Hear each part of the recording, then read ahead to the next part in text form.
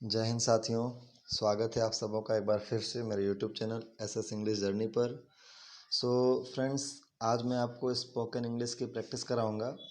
मैं बहुत ही आसान तरीके से बच्चों की तरह आपको स्पोकन इंग्लिश की प्रैक्टिस कैसे करते हैं वो बताऊंगा मैं आज आपको।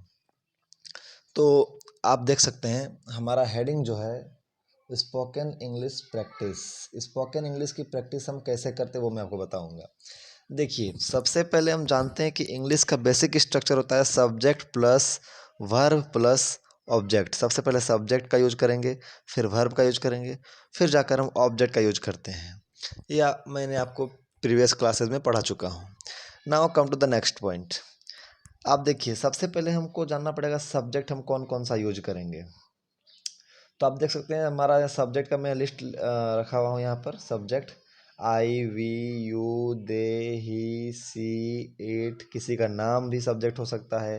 दिस, दैट, दीज, दोज, ये सारा सब्जेक्ट है।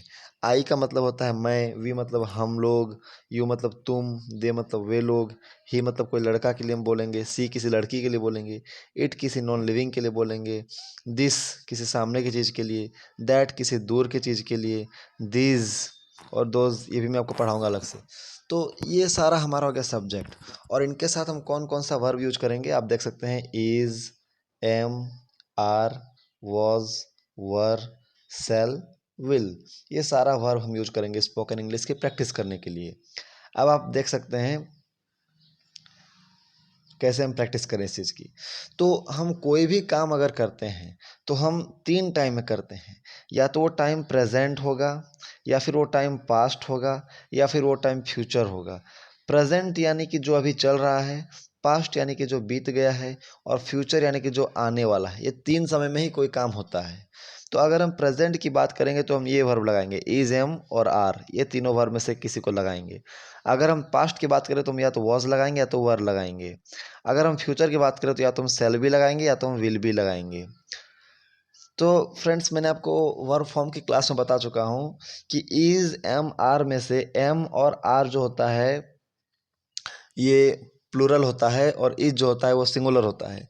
तो आप एक रूल याद रखेंगे कि हमेशा हम सिंगुलर सब्जेक्ट के साथ सिंगुलर वर्ब को लगाते हैं, और प्लूरल सब्जेक्ट के साथ हम प्लूरल वर्ब को लगाते हैं। ये कॉन्सेप्ट आप याद रखेंगे। इसे हम कहते हैं SSPP रूल। ये आप SSPP रूल याद रखेंगे कि सिंगुलर सब्जेक्ट अगर रहेगा तो सिंगुलर वर्ब लगाएंगे, और प्लूरल सब्जेक्ट अगर रहेगा तो प्लूरल वर्ब लगाएंगे। सिंगुलर सब्जेक्ट का मतलब होता है जो एक हो, और सिंगुलर वर्ब और प्लूरल वर्ब मैं आपको बता चुका हूँ। जो जो वर्ब V1 में आता है वो उसे हम सिंगुलर कहते हैं, प्लूरल कहते हैं, और जो जो वर्ब V5 में आता है उसे हम सिंगुलर कहते हैं। मैं आपको बता चुका हूँ। अब आगे आप देख सकते हैं मैंने एग्जाम्पल लिख रखा है, I am a teacher. I am a teacher, यहाँ एम लगा हुआ है, इससे हम समझ सकते हैं कि ये प्रेजेंट का है। तो आई एम अ टीचर, मैं एक शिक्षक हूँ। आई का मतलब होता है मैं। तो आप यहाँ देख सकते हैं आई जो है ये अकेला है, लेकिन इसे हम प्लूरल मानते हैं। आई को हमेशा प्लूरल माना जाता है, इसीलिए आई हो गया प्लूरल सब्जेक्ट, और साथ में एम लग गया तो एम है हमारा प्लूरल वर्ब। तो आई एम अ टीचर, मैं एक शिक्षक हूँ। तो इसका पास्ट क्या बन जाएगा, I was a teacher. I am a teacher का हो जाएगा आई वॉज अ टीचर। तो यहाँ हो जाएगा मैं शिक्षक था, मैं एक शिक्षक था। और आई शैल बी अ टीचर, यानी कि मैं एक शिक्षक बनूंगा, ये फ्यूचर की बात कर रहा है। तो इस तरह से हम बहुत सारा प्रैक्टिस कर सकते हैं कि आई एम ए स्टूडेंट, मैं एक स्टूडेंट हूँ। आई वॉज ए स्टूडेंट, मैं एक स्टूडेंट था। आई शैल बी ए स्टूडेंट, मैं एक स्टूडेंट बनूंगा। तो यहाँ आप ध्यान देंगे आई के साथ और वी के साथ, आई के साथ और वी के साथ हम हमेशा फ्यूचर में सेल का यूज करते हैं। आई और वी के साथ फ्यूचर में हमेशा सेल का यूज किया जाता है।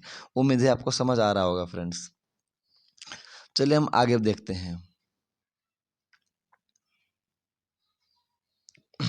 आगे बात करते हैं, दूसरा एग्जाम्पल देखते हैं हम लोग। दूसरा एग्जाम्पल की ओर बढ़ते हैं। आप देखते हैं यू आर अ टीचर। तुम एक शिक्षक हो। अभी हम मैं बात कर रहा हूँ यू की, तो यू का मतलब होता है तुम या तुम लोग। तो यू के साथ हम प्रेजेंट में आर लगाते हैं, पास्ट में वर लगाते हैं, फ्यूचर में विल बी लगाते हैं। जिस तरह से आई के लिए हम प्रेजेंट में एम लगाते हैं, पास्ट में वॉज लगाते हैं और फ्यूचर में सेल भी लगाते हैं, उसी तरह से तो यू आर अ टीचर, तुम एक शिक्षक हो। यू वर अ टीचर, तुम एक शिक्षक थे, या आर की जगह वर लगा दिए इसलिए पास्ट हो गया। और you will be a teacher, तुम एक शिक्षक बनोगे, या विल बी लगाएं यानी कि तुम एक शिक्षक बनोगे। तो अब इस तरह से और प्रैक्टिस कर सकते हैं कि you are a student, you were a student, you will be a student. You are a doctor, you were a doctor, you will be a doctor. You are a teacher, तुम एक teacher हो। You were a teacher, तुम एक teacher थे। You will be a teacher, तुम एक teacher बनोगे।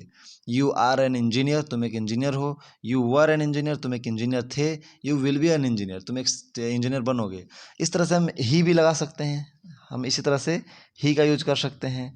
ही मतलब कि जैसे बोलेंगे कि ही इज़ अ टीचर, वह एक शिक्षक है।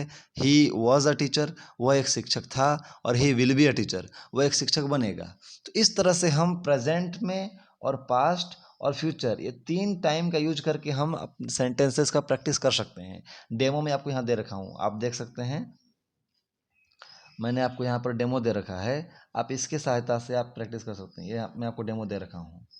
इसकी इस तरह से आप किसी भी सेंटेंस की प्रैक्टिस आप आसानी से कर सकते हैं। तो उम्मीद करता हूँ फ्रेंड्स, ये छोटा सा बेसिक क्लास आपको पसंद आया होगा।